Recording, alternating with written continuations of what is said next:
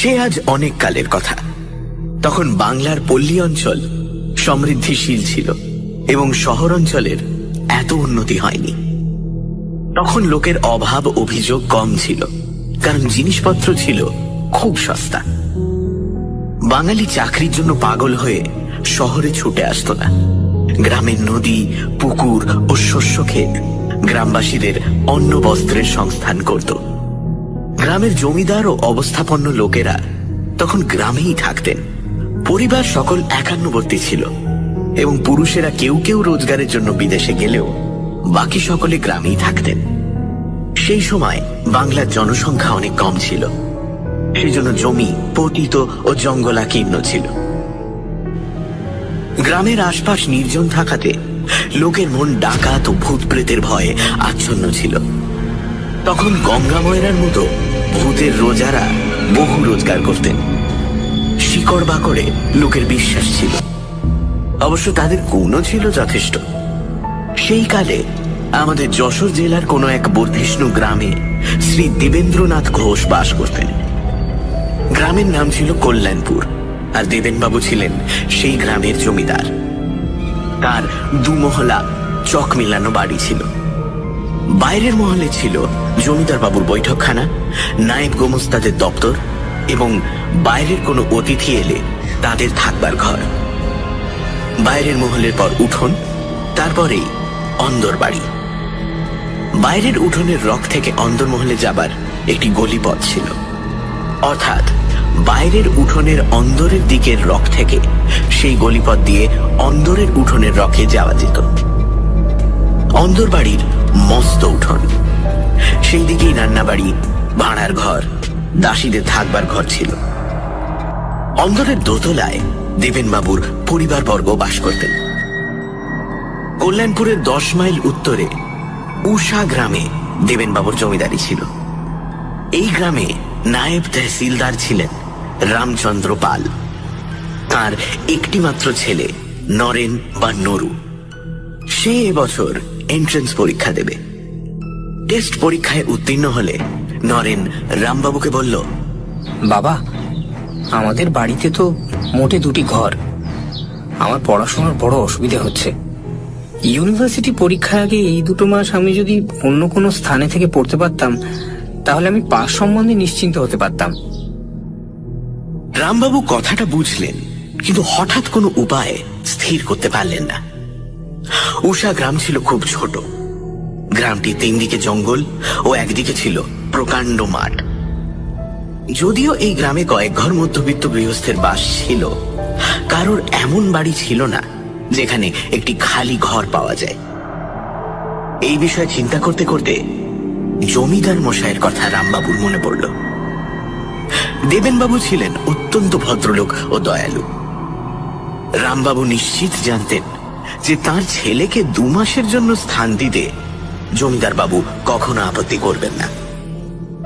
তিনি তার ছেলে নরুকে বললেন, বাবা, আমি তোমার থাকবার একটা জায়গা ঠিক করেছি। আজই কল্যাণপুরে গিয়ে বাবুমশাইকে অনুরোধ করব তিনি যেন তোমাকে পরীক্ষার অন্তত 2 মাস তাঁরই বাড়িতে রাখেন। কিন্তু বাবা, একটা কথা বলি, সেই বাড়িতে বাবুমশাইয়ের পরিবারবর্গও বাস করেন। হয়তো তারা তোমার সঙ্গে মেলামেশা করবেন, তুমি কিন্তু বাবা তাদের সঙ্গে একটু সাবধানে কথাবার্তা বলবে। আমার 18 বছর বয়স হয়েছে, বেশি কিছু বলা তোমাকে বাহুল্য। দেখো বাবা, কেউ যেন আমার নরুর নিন্দে না করতে পারে। নরু বলল, বাবা, তুমি নিশ্চিন্ত থাকো। আমাদের মনিব বাড়ির মেয়েদের সঙ্গে কিরূপ ভাবে ব্যবহার করতে হয় তা আমি জানি। তাছাড়া আমি তো দিনরাত লেখাপড়া নিয়েই থাকবো। তোমার ভয় নেই, তোমার ছেলের কেউ নিন্দে করবে না। রামবাবু যা ভেবেছিলেন তাই হলো। জমিদার বাবু অতি আনন্দের সঙ্গে নরেনকে তার বাড়িতে রাখতে রাজি হলেন। নরেন যে ঘরটি পেল তার দরজার সামনেই রক, তারপরেই উঠোন এবং উঠোনের অপর দিকে অন্দরমহলে যাবার রক, যেখান থেকে অন্দরের উঠোনে যাবার সুড়িপথটি আরম্ভ হয়েছে। নরেন এই ঘরে থেকে পরীক্ষার জন্য প্রস্তুত হতে লাগলো। সে অন্দরে গিয়ে খাওয়া দাওয়া করত এবং অতি শীঘ্রই জমিদার গৃহিণী ও তার কন্যাদের স্নেহ আকর্ষণ করে নিল। নরেন ছিল শান্তশিষ্ট ও বিনয়ী। সেই জন্য সে সকলের স্নেহ ভালোবাসা আকর্ষণ করতে পারত। জমিদার গৃহিণী ও কন্যারা নরেনের সঙ্গে আপনজনের মতোই ব্যবহার করতেন। এইভাবে নরেন কল্যাণপুর জমিদার বাড়িতে অধিষ্ঠিত হল। নরেন তার লেখাপড়ার একটি প্রণালী স্থির করে দিন রাত ক ঘন্টা কি বিষয়ে পাঠ করবে তা ঠিক করে নিল। রাতে খাওয়া দাওয়ার পরও সে ঘন্টা 2 লেখাপড়া করত। রাত ঠিক 12টা বাজলে লেখাপড়া বন্ধ করে তার ঘরের বাইরে রকে বসে হাত মুখ ধুত এবং ঘরে গিয়ে দরজা বন্ধ করে শুয়ে পড়ত। একদিন রাতে ঠিক 12টার সময় রকে বসে হাত মুখে জল দিয়ে নরেন যখন উঠে দাঁড়ালো, উঠোনের অপর দিকে অন্দরে যাবার রকের দিকে তার নজর পড়ল। নরেন দেখল যে সেখানে 19-20 বছরের একটি সুশ্রী মেয়ে দাঁড়িয়ে আছে। নরেন তাকে চিনতে পারল না। সে তাড়াতাড়ি দরজা বন্ধ করে শুয়ে পড়ল। পরদিন রাত্রে নরেন পড়ছে আর ভাবছে, কে সেই মেয়েটি? অত রাত্রে রকে দাঁড়িয়ে কি করছিল? আজও সে আসবে নাকি? নরেন পড়ে আর মধ্যে মধ্যে মেয়েটির কথা ভাবে। এই দোনামোনা করতে করতে রাত 12টা বাজল। নরেন বাইরে হাত মুখ ধুতে গিয়ে প্রথমেই ওদিকে রকে দৃষ্টি নিক্ষেপ করল। দেখল ঠিক সেইখানে সেই মেয়েটি দাঁড়িয়ে আছে। নরেন লজ্জা পেল, কিন্তু অদম্য কৌতূহল বশত মেয়েটির দিকে চেয়ে রইল। মেয়েটিও নরেনকে এক দৃষ্টে দেখছিল। ক্রমে মেয়েটি আস্তে আস্তে নরেনের দিকে এগোতে লাগলো, যেন নরেনকে কি বলবে। ক্রমে মেয়েটি উঠোনে নেমে ধীরে ধীরে নরেনের দিকে আসতে লাগলো, কিন্তু নরেন আর অপেক্ষা করল না। তার বুক ধড়ফড় করছিল। সে তাড়াতাড়ি ঘরে ঢুকে দরজা বন্ধ করে দিল। নরেনের সে রাত্রিরে ভালো ঘুম হলো না। পরদিনও সারাদিন মনটা উচাটন হয়ে রইল। এই মেয়েটি কে? কোথাও দেখেছি বলে তো মনে পড়ছে না। এত রাত্রে সে আমার ঘরের দিকে কেন আসছিল? গোড়ায় ভাবছিলাম বাবুদের বাড়ির কোনো মেয়ে, কিন্তু তাও তো নয়।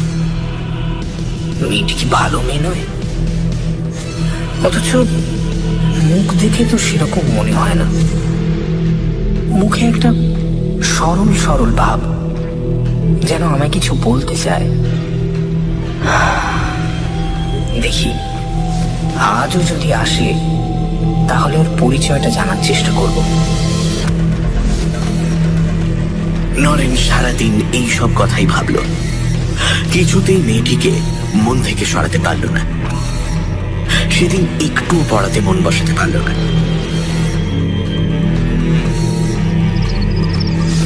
রাত 12টা। নরেন ঘরের বাইরে গিয়ে দেখল মেয়েটি আজ রক থেকে নেমে উঠোনের মধ্যে দাঁড়িয়ে আছে। নরেনকে দেখেই মেয়েটি তার কাছে অগ্রসর হয়ে এলো। আজ আর নরেন তাকে ফেরাতে পারল না। মেয়েটি নরেনকে অতি মিষ্টি স্বরে জিজ্ঞেস করলো, তোমাকে আমার বড় ভালো লেগেছে, তাই একটু গল্প করতে এলাম। চলো তোমার ঘরে গিয়ে বসি। মেয়েটির চোখে কি ছিল জানি না। নরেন যেন মন্ত্রমুগ্ধ কিংবা মোহগ্রস্তের মতো হয়ে গেল। কেমন এক অবর্ণনীয় ভাব অনুভব করল। সেটা আনন্দ, ভয়, মোহ না সুখ? নরেনের মন এবং দেহ দুই যেন সবশে রইল না। সে মেয়েটির সঙ্গে সঙ্গে তার ঘরে প্রবেশ করল। তুমি কে? আমি মালতী। তুমি আমায় চেনো না। আজ কদিন তোমায় দেখছি, তোমায় বড় ভালো লেগেছে, তাই তোমার সঙ্গে বন্ধুত্ব করতে এলাম। তুমি রাগ করোনি তো? আচ্ছা, তুমি এত রাতে আসো কেন? ঠিক রাত 12টায় আমার আসবার সুযোগ হয়। অন্য সময় আমি চেষ্টা করলেও আসতে পারি না। এই সব জিনিস একদিন আমি তোমাকে ভালো করে বুঝিয়ে বলবো। আমি রোজ ঠিক রাত 12টার সময় আসবো ও 2টোর সময় চলে যাব। তোমার কোনো ভয় নেই, আমি তোমার কোনো অনিষ্ট করব না। আমার পরিচয় জানতে চেও না, আমি তোমার বন্ধু। এই কি যথেষ্ট নয়? নরেনের তখন স্বাভাবিক অবস্থা ছিল না। তা নইলে হয়তো সে মেয়েটির পুরো পরিচয় জানবার জন্য পিড়াপিড়ি করত, কিন্তু সে তা করল না। সে মেয়েটির সাথে গল্প করতে লাগলো। তার মনে অনির্বচনীয় আনন্দ, যেন কেমন মোহগ্রস্ত ভাব। নরেনের একবারও মনে হলো না যে এই ব্যাপারটা সম্পূর্ণ অস্বাভাবিক। এক অপরিচিতা মেয়ে ঠিক রাত 12টার সময় আসে, 1 মিনিট আগে কিংবা পরে আসতে পারে না। এর মানে কি? তার আত্মীয় স্বজন বা কোথায়? এসব কোনো কথা নরেনের মনে উদয় হলো না। সে কেবল তার সঙ্গে কথাবার্তার আনন্দে ডুবে রইল। রাত 2টো বাজতেই মেয়েটি উঠে বলল, আজ যাই, কাল ঠিক 12টায় আসবো। বলে মেয়েটি ঘরের বাইরে চলে গেল। নরেন প্রায় সঙ্গে সঙ্গে বাইরে গিয়ে আর মেয়েটিকে দেখতে পেল না। সারা উঠোন খাঁ খাঁ করছে, আর রকে কোনো জনমনীষী নেই। পরদিন আবার ঠিক রাত 12টার সময় মালতীর আগমন হলো। পড়া সেরে ঘরের বাইরে যেতেই দরজার কাছে মালতীকে সে দেখতে পেল। তারপর দুজনে ঘরের ভিতরে এসে গল্পগুজব আরম্ভ করলো। এইভাবেই দিন কাটছে। নরেনের লেখাপড়া চুল হয়ে গেছে। নরেন সর্বক্ষণ মেয়েটির কথা ভাবে, এমনই তার আকর্ষণ। সে সারাদিন উদ্গ্রীব হয়ে থাকে কখন রাত 12টা বাজবে। মেয়েটির সঙ্গ উন্মাদকর, এবং রাত 12টা থেকে 2টো পর্যন্ত এই 2 ঘন্টা সুখের স্বপ্নের মতো কেটে যায়। কখনো কখনো নরেন ভাবে, কে এই মেয়েটি, কোথায় থাকে, কার মেয়ে, কেন সে রাত্রি 12টার সময় আসে, কেন 2টোর পরেই চলে যায়? কিছুই বুঝতে পারে না। তাকে জিজ্ঞাসা করলে মালতী কেবল হাসে, বলে, আমার পরিচয় নিয়ে কি হবে? কেন, আমাকে কি পছন্দ করো না? তুমি প্রায়ই জিজ্ঞাসা করো কেনই বা আমি 12টার সময় আসি ও 2টোর সময় চলে যাই। তার কারণটা আজ তোমায় বলি। রাত 12টা থেকে 2টো পর্যন্ত যে ক্ষণ, কেবল সেই সময়টাই আমি তোমার কাছে আসতে পারি। আমার এমন ক্ষমতা নেই যে 12টার আগেই আসি কিংবা 2টোর পরেও থাকি। নরেন এইসব কথা শোনে, আর তার মনে কেমন একটা সন্দেহের উদয় হয়। একবার এই কথাও তার মনের মধ্যে উকি ঝুঁকি মারে যে এই কি মানুষ নয়? আরো একটা জিনিস সে লক্ষ্য করল, যে মালতী চলে যাওয়ার পর তার দেহ মনে একটি গভীর অবসাদ আসে। সে মরার মতো ঘুমিয়ে পড়ে ও পরদিন উঠতে অনেক বেলা হয়। সে আরো লক্ষ্য করল যে তার শরীর দিনের পর দিন শুকিয়ে যাচ্ছে। ক্রমে ক্রমে এই কথা তার মনে বদ্ধমূল হলো যে মালতীর সঙ্গ তার পক্ষে মঙ্গলজনক নয়। কিন্তু কি করা যায়? কি করে এর হাত থেকে উদ্ধার পাবে? নরেন বেশ বুঝতে পেরেছে যে এটা তার পক্ষে অসম্ভব, এবং এভাবে আর দিন কতক চললেই তার শরীর একেবারে ভেঙে পড়ল। নরেন উপায় ঠাউরাতে লাগলো যে কি করে মালতীর আশা বন্ধ করা যায়। সে ভাবল যে মালতী যখন বলছে যে রাত 12টা থেকে 2টো পর্যন্ত তার আসবার সময়, আমি কেন সেই সময়টা দরজা বন্ধ করে ঘরের ভেতরে শুয়ে থাকি না? সে দরজা বন্ধ থেকে বুঝতে পারবে যে আমি হয়তো ঘুমিয়ে পড়েছি। নরেন প্রতিজ্ঞা করল যে সেই রাত্রেই সে ঐরম করবে। সেই দিন রাত 11টার সময় নরেন দরজা বন্ধ করে তার বিছানায় শুয়ে পড়ল। সে ঘুমোবার চেষ্টা করল, কিন্তু ঘুম কিছুতেই এলো না।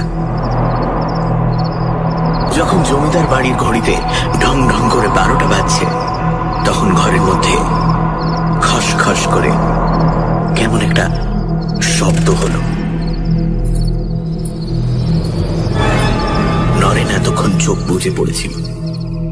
খসখস শব্দ শুনে নরেন চোখ মেলে দেখল যে মালতী ঘরের ভেতর দরজার কাছে দাঁড়িয়ে আছে।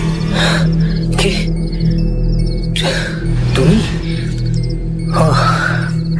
যদিও এই ব্যাপারে নরেন হতভম্ব হয়ে গেল, কিন্তু আশ্চর্যের কথা এই যে সে মালতীকে দেখে আবার মোহাবিষ্ট হয়ে পড়ল এবং তাড়াতাড়ি উঠে বসে তাকে সাদর সম্ভাষণ জানালো।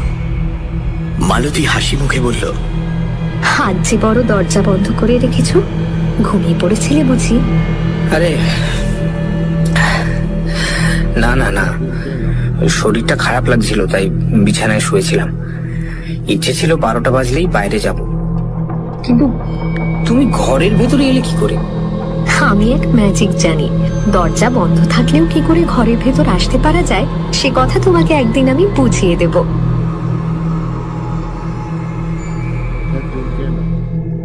সে রাত্রে মালতী চলে গেলে নরেন এক মুহূর্তও ঘুমোতে পারল না। সে কেবলই ভাবে যে মালতী কি করে ঘরের দরজা বন্ধ থাকা সত্ত্বেও ভেতরে আসতে পারল, যেটা এতদিন তার মনে উকি ঝুঁকি মারছিল। এখন সেই ধারণা বদ্ধমূল হল। মালতী যে মানুষ নয়, কোনো মৃত স্ত্রীলোক, এই ধারণা তার মনের উপর চেপে বসল। কিন্তু আত্মা তো অশরীরী, সে দেহ ধারণ করে কি করে? ক্রমে নরেনের মনে পড়ল যে মালতী বারবার বলেছে কেবল রাত 12টা থেকে 2টো পর্যন্ত সে নরেনের কাছে আসতে পারে। নরেন ভাবল হয়তো কেবল এই সময়টুকুর জন্যই সে স্থূল দেহ ধারণ করতে পারে। নরেনের এ সম্বন্ধে কোনো জ্ঞান ছিল না এবং কোনো স্থির সিদ্ধান্তে উপনীত হতে সে পারল না। তবে এটা সে স্থির বুঝল যে এইভাবে আর কিছুদিন চললে, পাশ করা দূরে থাকুক, তার প্রাণ সংশয় হবে। এর 2-4 দিনের ভেতরই নরেন কঙ্কাল সার হয়ে পড়ল। ভয় ও প্রেতসঙ্গ তার শরীর আর মনকে দগ্ধ করে দিল। দিন রাত তার খাওয়া নেই, ঘুম নেই, কেবল রাত্রে ওই 2 ঘন্টা সে ভুলে থাকে। এমনই মালতীর আকর্ষণ, আর এমনই নরেনের মোহ।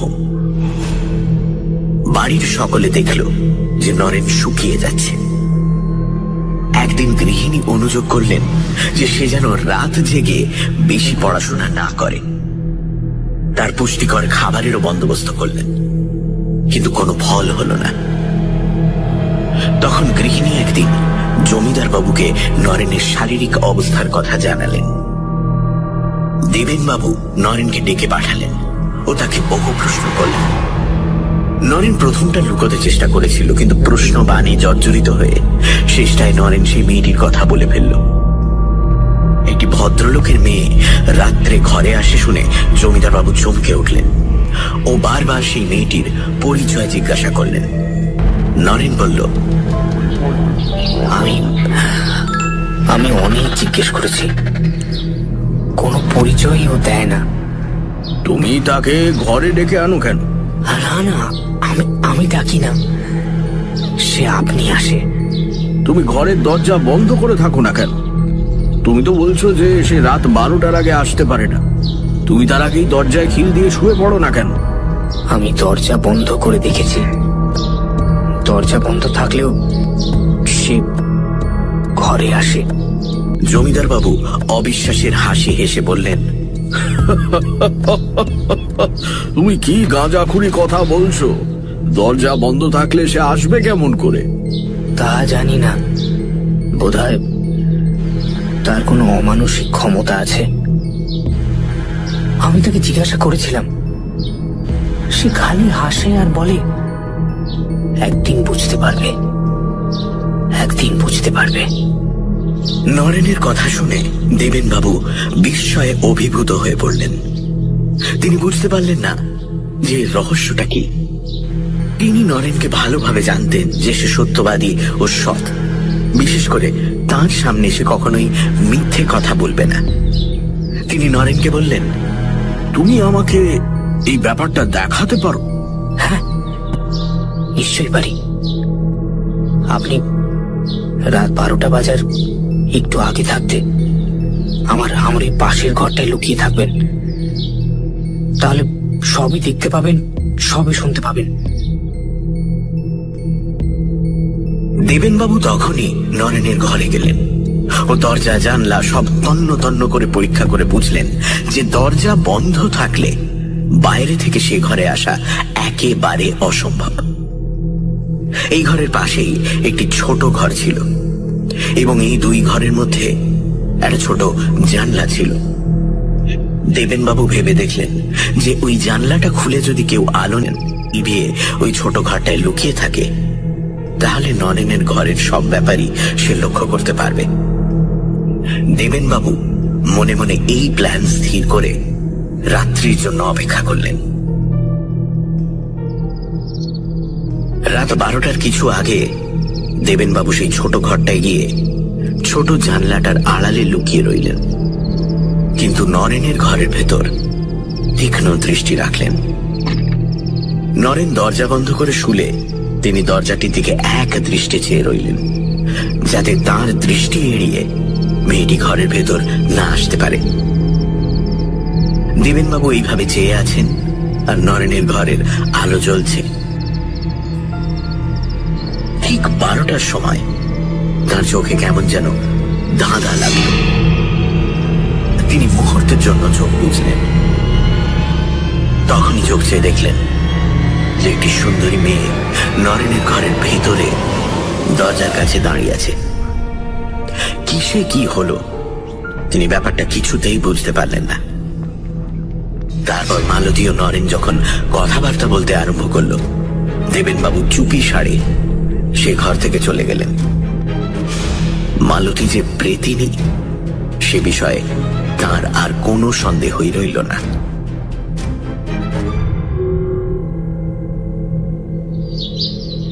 পরদিন সকালেই দেবেনবাবু নরেনের বাবাকে এক জরুরি পত্র লিখে ঘোড়সওয়ার দিয়ে উষা গ্রামে পাঠিয়ে দিলেন। সে পত্রে তিনি লিখলেন, তুমি এখনই এসে নরুকে তোমার গ্রামে ফিরিয়ে নিয়ে যাও, নইলে তার প্রাণ সংশয়। আর নরেনকেও ডেকে বললেন যে তার বাপকে আনতে লোক গিয়েছে, তিনি এলেই যেন তার সঙ্গে নরেন গ্রামে ফিরে যায়। নরেন খুব রাজি, কারণ রাত্রের ওই 2 ঘন্টা ছাড়া নরেন সবশে সাধারণ মানুষের মতোই থাকে। সে বুঝল এর হাত থেকে বাঁচতে গেলে তার পলায়নেই মঙ্গল। সেই দিনই নরেনের বাবা এলেন। নরেনের শরীরের অবস্থা দেখে এবং সব কথা শুনে ভয়ে দুঃখে তিনি পাগলের মতো হয়ে পড়লেন। তিনি কাঁদতে কাঁদতে জমিদার বাবুকে বললেন যে তিনি সেই দিনই নরুকে নিয়ে যাচ্ছেন। দেবেনবাবু বললেন, শুধু নিয়ে গেলে হবে না, একজন ভালো ওঝাকে দিয়ে নরুকে দেখাও। ওকে পেতনিটা যেভাবে পেয়েছে তাতে ছাড়ানো সহজ নয়। রামবাবু বললেন যে তিনি তাই করবেন। সেই দিনই তারা উষা গ্রামে ফিরে গেলেন।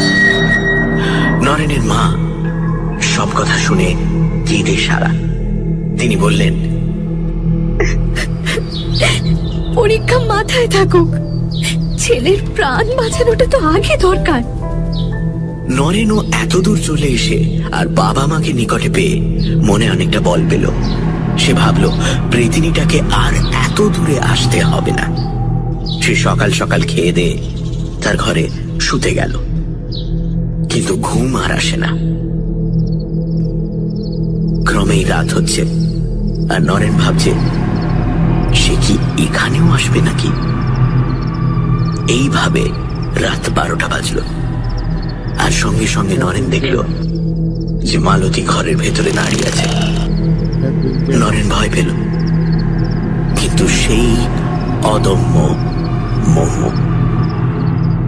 সে উঠে মালতীকে সম্ভাষণ করল। মালতী, তুমি যে এখানে চলে এলে, তুমি কি ভাবছো? আমি ভাবছি তুমি এখানে এলে কি করে। আমার শরীরটা খারাপ হয়েছে বলে বাবা আমাকে নিয়ে এসেছেন। তুমি সত্যি বলছো? তোমাকে আমার কাছ থেকে ছাড়াবার চেষ্টা হচ্ছে না তো? সে কিন্তু কেউ পারবে না, তা যত চেষ্টাই না করো। তুমি কি এতদিনেও বুঝতে পারোনি যে আমি কে? তোমাকে আমার খুব ভালো লাগে, আমি কখনো তোমার অনিষ্ট করব না। কিন্তু তুমি যেখানে যাবে আমিও যাব। তুমি যতদিন বেঁচে থাকবে এইভাবে আমি আসব। তোমার মৃত্যুর পর আমরা চিরকাল একসঙ্গে থাকব। মালতীর কথা শুনে নরেনের বুক কেঁপে উঠল। যদিও সে আগেই বুঝেছিল যে মালতী মানুষ নয়, কিন্তু এমন খোলাখুলি ভাবে সে কথা এর আগে কোনোদিন হয়নি। যখন মালতী বলল, কেউ তোমাকে আমার কাছ থেকে ছাড়াতে পারবে না, তখন ভয়ে নরেনের সর্বাঙ্গ শিথিল হয়ে এলো। সে যদিও অন্য দিনের মতো হাসি খুশির ভান করল, কিন্তু ক্ষণে ক্ষণে তার মুখ শুকিয়ে উঠতে লাগলো।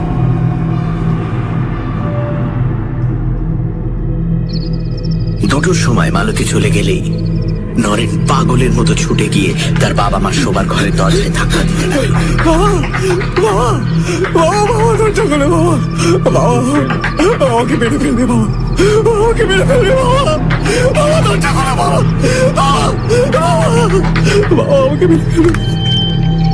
তারা তাড়াতাড়ি দরজা খুলে বেরিয়ে এসে সব কথা শুনলেন ও হাহাকার করে কাঁদতে লাগলেন। কি বলছিস তুই বাবা? বাবা এসব কথা বলিস না। কি হয়েছে বউ? সে রাত্রে আর কেউ ঘুমোতে গেল না। পরদিন সকালেই রামবাবু প্রতিবেশীদের ডেকে এনে সব কথা বললেন। তারা বললেন যত শীঘ্র পারা যায় একজন ভালো ওঝাকে ডাকা হোক, আর যতদিন না ওঝা আসে ততদিন নরু তার বাবা মার মধ্যিখানে শোবে। একজন এই সংবাদ দিলেন যে 7 ক্রোশ দূরে একজন সত্যিকারের ভালো ওঝা থাকে। তার ভূতপ্রেত সম্বন্ধে গভীর জ্ঞান, আর সে অনেক দরকারি শেকড় বাকড়েরও সন্ধান রাখে। সেই জন্যই সেই দিনই সেই ওঝাকে আনতে লোক পাঠানো হলো, আর তাকে বলে দেওয়া হলো যাতে তার পরদিনই সে ওঝাকে নিয়ে আসে। ওঝা যা চাইবে তাকে তাই দেওয়া হবে, এই কথাও তাকে বলে দেওয়া হলো। সেদিন রাত্রে নরেন বাবা মার সঙ্গে এক ঘরে শুল। দুপাশে বাবা মা, আর নরেন শুয়েছে মাঝখানে একই বিছানায়। তিনজনেই জেগে আছেন। আতঙ্কে ও দুশ্চিন্তায় কেউ ঘুমোতে পারছেন না। এইভাবে রাত 12টা বাজল। নরেন চোখ বুজে শুয়েছিল। হঠাৎ নরেন অনুভব করল কে যেন তাকে ঠেলছে। নরেন চমকে চোখ মেলে দেখল মালতী তার মাথার কাছে বসে আছে। নরেন চুপি চুপি বলল, মালতী, তুমি কি করছো? হ্যাঁ, বাবা মা জানতে পারবেন যে? মালতী, তোমার সে ভয় নেই, ওরা কিচ্ছু জানতে পারবে না। নরেন উঠে দেখল যে তার বাবা মা মরার মতো পড়ে আছেন। তারা তখন পাশের ঘরে গেল। এই কথা বলাই বাহুল্য যে মালতী রামবাবু ও তার স্ত্রীকে অজ্ঞান করে রেখেছিল। পরদিন সব কথা শুনে নরেনের বাবা মা পাগলের মতো বুক চাপড়াতে লাগলেন। নরেনও বুঝল যে আর তার নিস্তার নেই। আতঙ্কে ও দুশ্চিন্তায় তার শরীরের আর কিছু নেই। দেহ কঙ্কালসার, সব সময় বুক ধড়ফড় করে, মাথা ঘোরে, বহু কষ্টে হাঁটে, এমনকি বসে থাকতেও কষ্ট হয়। সব সময় শুয়ে থাকতে ইচ্ছে করে। সে ভাবছে এই অবস্থার চেয়ে মরে যাওয়াও ভালো। গ্রামের লোকেরাও দুঃখিত। সকলের শেষ আশা সেই ওঝা, যদি সে কিছু করতে পারে। সেদিন বিকেলে ওঝার আগমন হলো। সে ধীরভাবে আগাগোড়া সব কথা শুনে নরেনের শরীরের অবস্থা দেখল। ওঝা বলল যে সে একবার সমস্ত ব্যাপারটা নির্জনে ভেবে দেখবে, যে এর কোনো উপায় আছে কিনা। সে স্পষ্টই বলল যে মেয়েটা যেভাবে নরেনকে গ্রাস করে বসে আছে, তাতে তাকে ছাড়ানো খুব শক্ত। এই বলে ওঝা এক নির্জন গাছতলায় গিয়ে বসল। ঘন্টা 2 বাদে সে ফিরে এসে বলল যে একটা উপায় সে বার করেছে, কিন্তু খুব বিপজ্জনক উপায়। সে রামবাবুকে তার আত্মীয় স্বজন এবং প্রবীণ প্রতিবেশীদের ডেকে আনতে বলল। ওঝা তাদের সামনে তার কথা বলবে, এবং যদি সকলের মত হয় তাহলে নরেনের ব্যাপারের ভার নেবে। ওঝার কথা মতোই তখনই আত্মীয় স্বজন এবং প্রতিবেশীদের ডাকা হলো। তারা সকলেই রামবাবুর হিতৈষী এবং নরুর মিষ্ট স্বভাবের জন্য তাকে ভালোবাসে। তারা সকলেই ওঝাকে বিশেষ অনুরোধ জানালেন, যে উপায়ই হোক নরুকে যেন এই ভীষণ বিপদ থেকে রক্ষা করা হয়। ওঝা তাদের বলল, আপনারা তো নরেনবাবুর অবস্থা দেখছেন। এইভাবে চললে 1 মাসের মধ্যে ওর মৃত্যু নিশ্চিত। কেবল একটি মাত্র উপায় আছে যাতে ওকে বাঁচানো যায়, কিন্তু সেই উপায়ের আরেকটি দিক আছে, সেটাও আপনারা ভেবে দেখুন। আমার মতলব যদি সফল হয় তাহলে চিরকালের জন্য নরেনবাবু প্রেতিনীর হাত থেকে উদ্ধার পাবেন, কিন্তু যদি অকৃতকার্য হই তাহলে এক্ষুনি ওর প্রাণ যাবে। এখন আপনাদের ভেবে দেখতে হবে যে আপনারা 1 মাসের মধ্যে নরেনবাবু নিশ্চিত মৃত্যু চান, নাকি তাকে চিরতরে বিপদ মুক্ত করতে চান, যদিও এতে আজই ওর প্রাণ যেতে পারে। আপনারা বেশ করে ভেবে আমায় জবাব দিন। রামবাবুর স্ত্রী দরজার আড়ালে বসে শুনছিলেন। তিনি কেঁদে উঠলেন, অস্ফুট স্বরে বললেন, না না বাপরে, যাতে আজই আমার ছেলে প্রাণ যেতে পারে তাতে আমি কখনোই মত দেব না। রামবাবু দ্বিধার মধ্যে পড়ে গেছেন, কিন্তু তিনি পুরুষ মানুষ। তিনি ওঝার কথাটি ভালো করে বিবেচনা করতে লাগলেন। একজন বৃদ্ধ প্রতিবেশী ওঝাকে অনুরোধ করলেন সে যাতে তার সমস্ত মতলবটা ভেঙে বলে।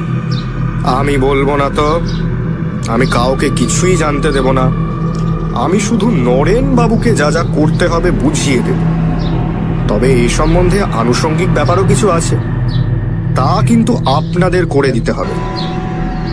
এইরূপ জীবন মরণের কথায় বাপ মার মতি স্থির করা খুব শক্ত। তারা একবার এদিকে ভাবেন, একবার ওদিকে। প্রতিবেশীরা তখন তাদের বোঝাতে লাগলেন, তোমরা কি চাও না যে নরেন সুস্থ শরীরে সুস্থ মনে স্বাভাবিকভাবে বেঁচে থাক? দিন কতকের মধ্যে ওর প্রাণ তো যাবেই। এরম ভাবে দিন কত বেশি বেঁচে থেকে লাভ কি? আমাদের মত হচ্ছে ওঝার কথা মতো চলা।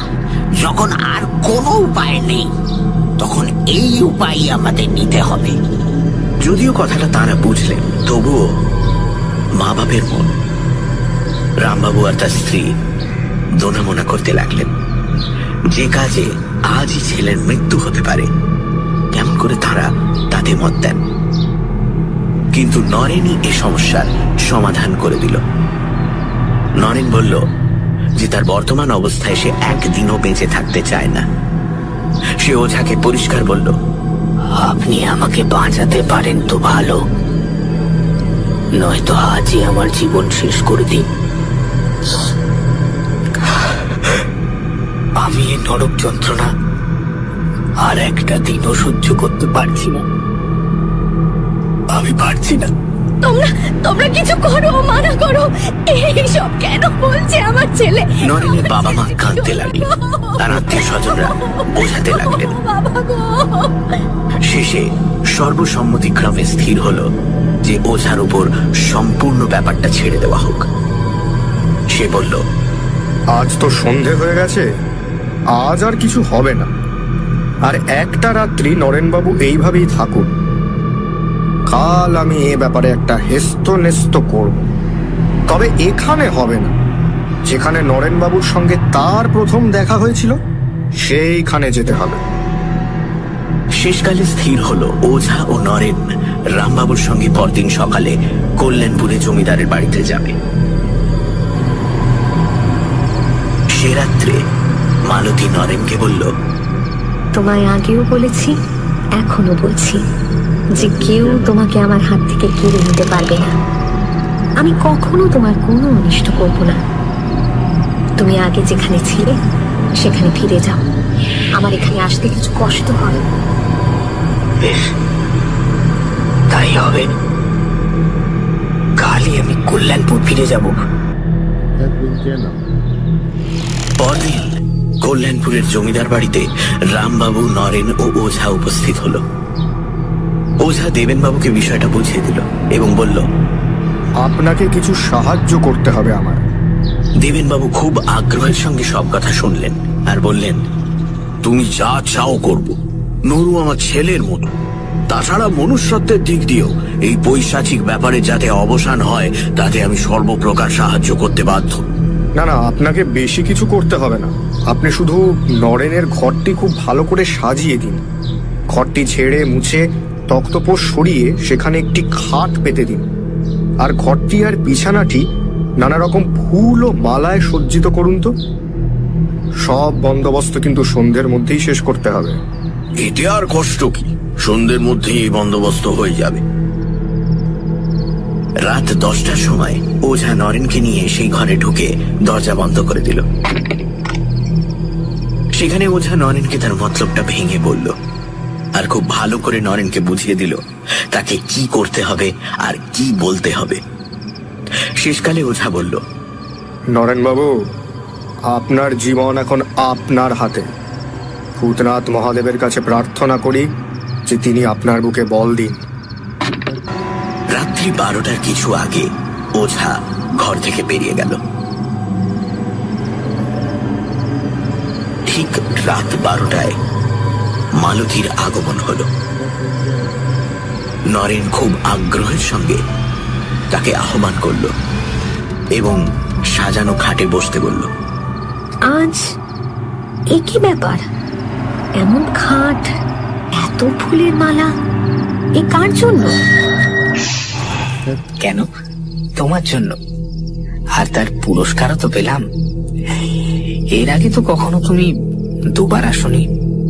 দুবার মানে? আমি আবার কখন এলাম? সে কি, তুমি এর মধ্যে ভুলে গেলে?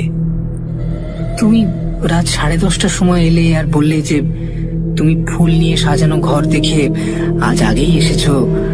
আমার সঙ্গে ফুল নিয়ে, মালা নিয়ে কত কাড়াকাড়ি করলে। এ দেখো না, বিছানাতে ছেঁড়া মালা, ছেঁড়া ফুল পড়ে রয়েছে। এই তো 15 মিনিট হলো তুমি গেছো, এর মধ্যে সব ভুলে গেলে? ভুলে গেছো না আমার সঙ্গে তামাশা করছো? হ্যাঁ, নরেনের কথা শুনতে শুনতে মালতীর হাসি মিলিয়ে গেল। মুখ হলো অসম্ভব গম্ভীর আর চোখ দিয়ে আগুন বেরোতে লাগলো। তুমি আমার সঙ্গে ছলনা করছো না তো? আমার গা ছুঁয়ে বলো তো, আমি আজ রাত্রিবেলা আগেও এসেছি কিনা? নরেন তখনই তাই করল। মালতী আর কোনো কথা না বলে এক মনে ভাবতে লাগলো। মালতীর মুখের সৌন্দর্য গেছে মিলিয়ে, মুখ রাগে কালো হয়ে গেছে আর থমথম করছে। কিছুক্ষণ পরে মালতী নরেনকে বলল যে এর আগে সে আসেনি, আর কেউ তার মতো সেজে এসেছিল। নরেন যেন কত দুঃখ আর ভয় পেয়েছে, এইভাবে বলল, মালতী, যদি তাই হয়ে থাকে তবে তুমি তার হাত থেকে আমাকে বাঁচাও মালতী। আমার তোমাকেই ভালো লাগে আর তোমারই বন্ধুত্ব আমার চাই। যদি আর কেউ এভাবে আসে তাহলে আমি আর বাঁচবো না মালতী। যে করে হোক তুমি আমাকে এই ঘোর বিপদ থেকে বাঁচাও মালতী, আমাকে বাঁচাও। কিছুক্ষণ গভীরভাবে চিন্তা করে বলল, এর একটা উপায় কিন্তু তা কি তুমি পারবে? আমাকে সম্পূর্ণ বিশ্বাস করতে পারবে কি? আমি কে তা তো তুমি জানো। এই গভীর রাতে আমার সঙ্গে এক জায়গায় যেতে পারো? নরেন বুঝল যে এতক্ষণে তার জীবনের সবচেয়ে সংকটময় মুহূর্ত উপস্থিত হয়েছে। তার হাত পা ঠান্ডা হয়ে গেল এবং বুকের মধ্যে কেমন করতে লাগলো। সে কষ্টে হেসে বলল, তোমার সঙ্গে যাবো তাতে ভয়টা কি? কিন্তু তুমি কি করতে চাও সেটা আমাকে বুঝিয়ে বলো। এখান থেকে 2 মাইল দূরে উত্তর দিকে যে জঙ্গলটা আছে সেখানে তোমায় নিয়ে যাব। সেখানে এক জায়গায় এক রকমের লতামাকে শেষা আছে। সেই লতার শিকড় তোমাকে নিতে হবে। তা তুমি নিজেই নিয়ে এসো না। তুমি তো সব জায়গায় যেতে পারো। বাইরে কি প্রচন্ড মেঘ করেছে দেখেছো? আর তুমি তো জানো আমার হাঁটতে বেশ কষ্ট হয়। আমি যদি আনতে পারতাম তাহলে কি তোমাকে কষ্ট দিই? আমি সে লতা গাছের কাছেও যেতে পারি না। তোমাকে সে শিকড় আনতেই হবে। সে শিকড় দিন রাত তোমার হাতে বেঁধে রাখতে হবে। ঠিক রাত 12টার সময় সেই শিকড় খুলে অন্য ঘরে তফাৎ করে রেখে আসবে। আর রাত 2টোর সময় আমি চলে গেলে আবার পড়ে থাকবে। কেউ আর তোমার কাছে আসতে পারবে না। নরেন আর কিছু বলল না এবং তারা দুজন ঘর থেকে উঠোনে নামল। ক্রমে উঠোনের বাইরে এসে গ্রামের উত্তর দিকে যেতে লাগলো। আকাশ গভীর মেঘাচ্ছন্ন, মধ্যে মধ্যে বিদ্যুৎ চমকাচ্ছে। পল্লী পথ জনহীন। নরেনের সঙ্গী কেবল মালতী। সে মানুষ নয়, নরেন জানে। শুধু তাই নয়, নরেন দুর্বল বলে মালতী তার হাতও ধরে আছে। মালতী তাকে বলল, এখন তুমি বেশি পরিশ্রম করো না। তুমি আমার কাঁধে ভর দিয়ে চলো। মনে রেখো, আসবার সময় আমি তোমার কাছে থাকতে পারবো না। তোমাকে নিজেই আসতে হবে। এইভাবে তারা দুজনে যাচ্ছে। গ্রাম্য পথ ছেড়ে তারা ধান ক্ষেতের দিকে গেল এবং সরু আলের ওপর দিয়ে যেতে লাগলো। গভীর অন্ধকারের মধ্যে মধ্যে বিদ্যুতের আলোতে নরেন পথ দেখতে পাচ্ছে।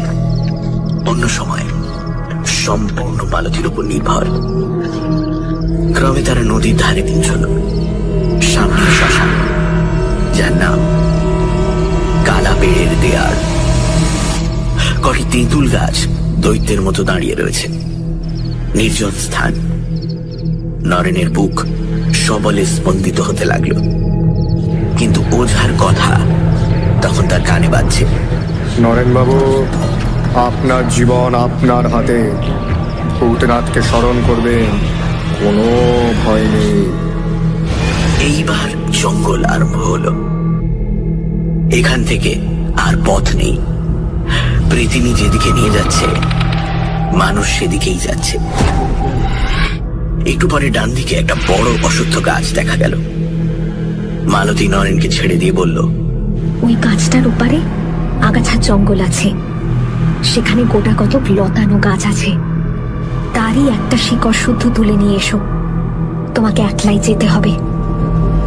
পৃথিবী নির্দেশ মতো নরেন অগ্রসর হয়ে গেল এবং সেখানে কয়েকটি লতানি গাছ দেখতে পেল। মূল শুদ্ধ একটি লতানি গাছ তুলে এনে নরেন পূর্ব স্থানে ফিরে এলো, কিন্তু মালতীকে সে স্থানে দেখতে পেল না। সে ভয়ে কম্পিত স্বরে ডাকল, মালতী, মালতী, মালতী। প্রায় 50 হাত দূর থেকে মালতী জবাব দিল, আমি এখানে আছি। এখন তো মেঘ খানিকটা কেটে গেছে এবং অল্প চাঁদের আলো ফুটেছে। আমার সাদা কাপড় তো তুমি দেখতে পাচ্ছ। আমি এগিয়ে যাচ্ছি, তুমি পেছন পেছনে এসো। নরেন দ্রুত পদে মালতীর দিকে এগিয়ে গিয়ে বলল, আগে তুমি শিকড়টা দেখো তো যে ঠিক জিনিসটা এনেছি কিনা। মালতীর সঙ্গে সঙ্গে এগিয়ে যেতে যেতে বলল, হ্যাঁ হ্যাঁ, ঠিক জিনিসই এনেছো। তুমি আমার অত কাছে এসো না। মালতী এগিয়ে যাচ্ছে, আর 50 হাত পিছু পিছু নরেন আসছে। আবার সেই নদীর ধার, সেই কালা পেড়ের দেয়ার, সেই ধান ক্ষেত আর সরু আলের রাস্তা। আবঝা আলোতে নরেন মালতীকে দেখতে পাচ্ছে। ক্রমে গ্রাম্য পথে এসে পৌঁছল এবং অবশেষে বাড়ি। তুমি শিকড়টা অন্য ঘরে রেখে এসো, এখনো 2টো বাজতে আধ ঘন্টা দেরি আছে। নরেনের ওঝার কথা মনে হলো। পরিত্রাণের উপায় পেলে তা এক মুহূর্তের জন্য ত্যাগ করবে না। তাই নরেন মালতীকে বলল, মালতী, মালতী, আজ আমি বড় ক্লান্ত। তুমি আজ যাও, কাল আবার এসো। বড় ক্লান্ত। বেশ, তাই হোক। এখনই শিকড়টা হাতে ধরে ফেলো, কাল রাত 12টার সময় আবার খুলে দেখো।